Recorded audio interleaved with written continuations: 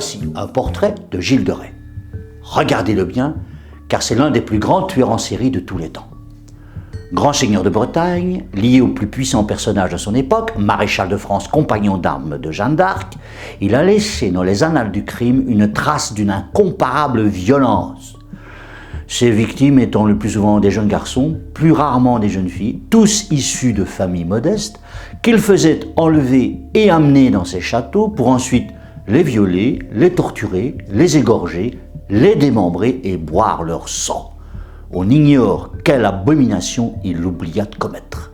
Les estimations les plus pessimistes parlent de 800 victimes, parfois des enfants très jeunes, prépubères.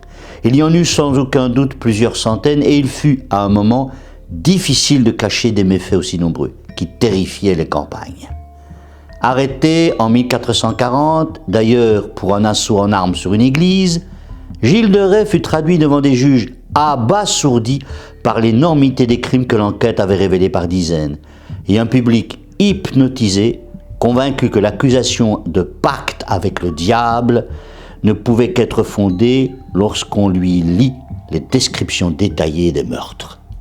Gilles de Rais était un tueur sadique qui se délectait du moment d'agonie de ses jeunes victimes, jouissant d'embrasser leur tête décapitée et de contempler les organes de leurs corps éventrés. On nage là dans la psychopathologie la plus noire. Au départ, l'accusé nie tout, insulte ses juges, se montre arrogant. Peu à peu toutefois, devant les preuves accablantes et effrayé par la sentence d'excommunication qui le condamne à l'enfer, l'assassin se calme et demande pardon. Condamné à être brûlé vif, Gilles de Rais entre alors dans une crise mystique, terrifié par sa prochaine damnation, car telle est cette époque cruelle et en même temps pénétrée de ferveur sincère.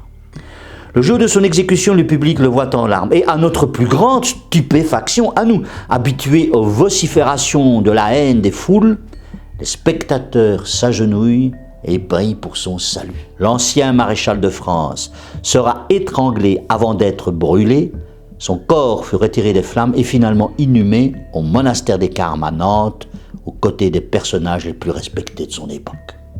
Certains pensent que 250 ans après ces événements, ce criminel hors norme a inspiré Charles Perrault, l'auteur du conte célèbre de Barbe Bleue, un seigneur qui tuait ses épouses. D'autres pensent que le lien est impossible, trop de différences opposant Gilles de Rais à la Barbe Bleue. Il n'en demeure pas moins qu'on se trouve là devant un cas de furie sanglante si extraordinaire qu'a priori, nous n'en voyons pas d'autres comparables dans le passé.